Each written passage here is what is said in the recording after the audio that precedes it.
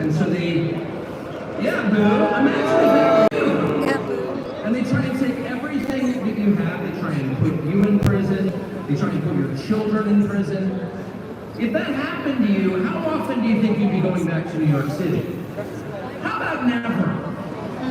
And yet he's here. It's like getting thrown out of a bar. And you think to yourself, well, you know, all my friends are in the bar. And you approach the door and there's the bouncer like, you're not allowed in here. But from behind the bouncer, you hear the cheers of your friends, come on in! And the bouncer hangs his head in shame. He's embarrassed that he's working for the man trying to keep the most popular person out of the bar. And that's Donald Trump back in the city that produced him with no embarrassment.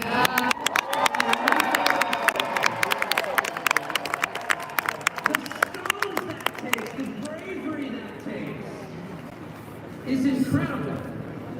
Donald Trump's going to win. Oh, yeah.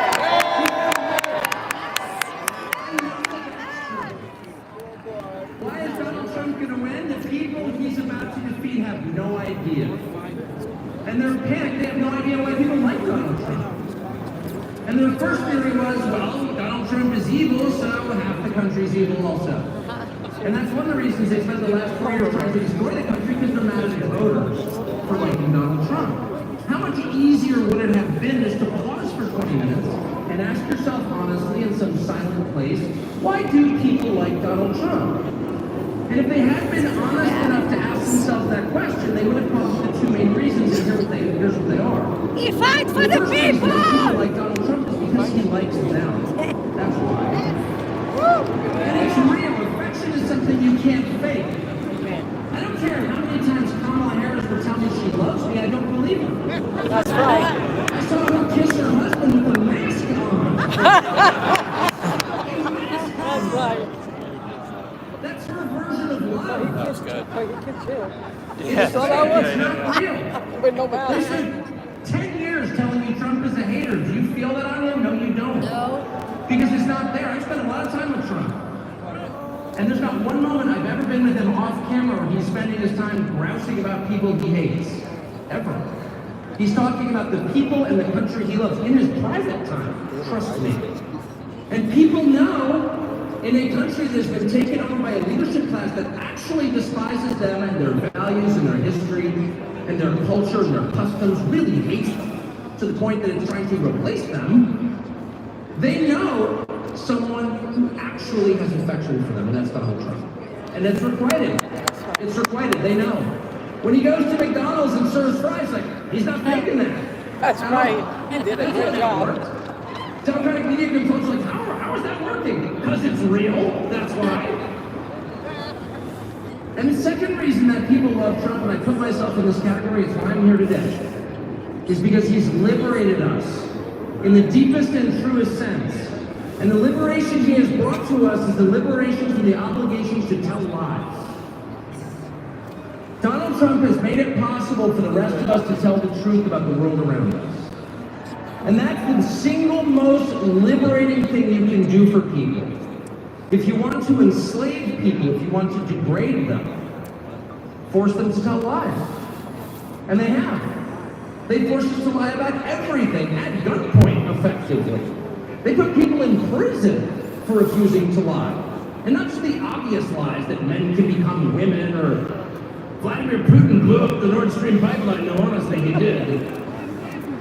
January 6th was insurrection. They were unarmed, but it was very insurrection-y.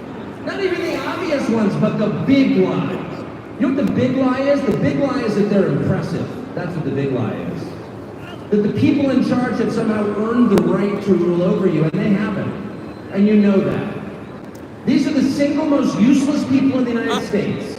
They have no skills whatsoever. They've got 3/4 of the money, and they didn't earn it. They set up a system precisely for the purpose of awarding themselves wealth and power when it's undeserved. You look at Liz Cheney and you ask yourself honestly, what skill could she possibly have that allowed her to send hundreds of thousands of people to their deaths? Did she earn that? I don't think she did. No fair system would make Liz Cheney powerful. No fair system would make Larry Fink rich. No fair system would elevate someone like Kamala Harris to a presidential nomination. That's right. She's That's never right. been accused of doing anything useful. She has precisely no achievement. She's a nominee without getting a single vote. That's right. She's a metaphor for the system they created to make themselves rich and powerful, and then they have the gall to lecture you, the people who can actually change a flat tire and repair a power grid, who have useful jobs, who pay your taxes and work 40 hours a week, lecture you that you are somehow immoral. And Donald Trump has empowered the rest of us through mostly just sticking around in the face of their hate and abuse and persecution. He has given the rest of us the right to call BS on the charade. No, you are not better than us. No, you are not smarter than us. No, you do not deserve what you have. You probably stole it. No, you're not going to bully me into silence anymore. Kill me. And I can promise you at this point, And kill me. 9 days out, when Robert F. Kennedy Jr. and Elon Musk and Tulsi Gabbard and pretty much every high school senior and college girl in the country has come out finally saying, yeah, I am for Donald Trump, actually. When the entire country has realized there is nothing embarrassing about this. What's embarrassing is to take a perfectly great country and destroy it, as they have. I'm not ashamed. You should be. At that moment, it's going to be pretty tough for them 10 days from now to look in the eye to America with a straight face. It's going to be pretty hard to look at us and say, you know what? Kamala Harris, she got 85 million votes because she's just so impressive. As the first Samoan, Malaysian, low IQ, former California prosecutor ever to be elected president, it was just a groundswell of popular support. And anyone who thinks otherwise is just a freak or a criminal. At this stage of the game, after 9 years of listening to their lies and finding every single one of them totally false, no, it's not safe and effective, and no, she's not impressive. It's very hard for me to believe the rest of us are going to say, you know what, Joe Scarborough, you're right. You're right. She won fair and square because she's just so impressive. I don't think so. And to me, that is liberation. It's the freedom to say what's obviously true as a free man and not a slave. And I just want to say thank you, Donald